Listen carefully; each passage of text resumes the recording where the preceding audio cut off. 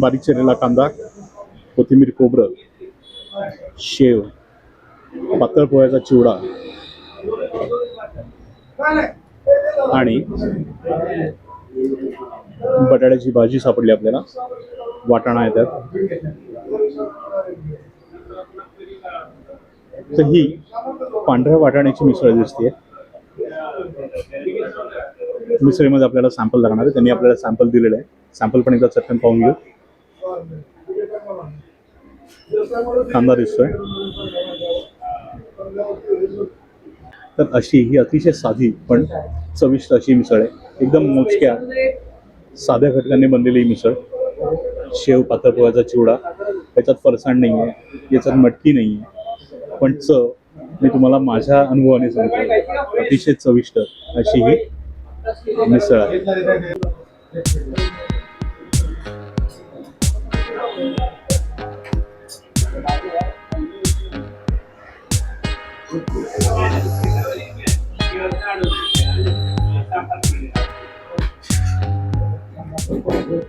या मिसळीमध्ये मित्रांनो कुठलाही ग्लॅमर नाही, कुठलीही चमकधमक नाही, पण एकदम साधी अशी चव आहे जी तुमची पोट भरण्यासाठी तर उपयुक्त आहेच, पण एक हलकीशी मजा देणारी पण ही मिसळ नक्कीच आहे. आता वेळ आहे या मिसळीची चव घ्यायची. पाव एकदम ताजा आहे, एकदम सॉफ्ट आहे. आधी यांचा जो आपण रस्सा आहे ना तो बघूया. आधी या रस्स्याचा आनंद घेऊया. आपण लिंबू पिळलेलं आहे, बघूया काय चव लागते.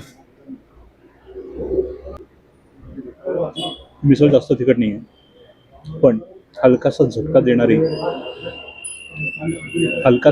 देण्यायुक्त याच्यात तिखटपणा आहे आणि तो मिसळीमध्ये असला पाहिजे, नाहीतर मग ती मिसळ म्हणता येणार नाही. छान चव, जुन्या आठवणी एकदम परत जिभेवर ताजा झाला. मस्त आनंद देणारी ही मिसळ.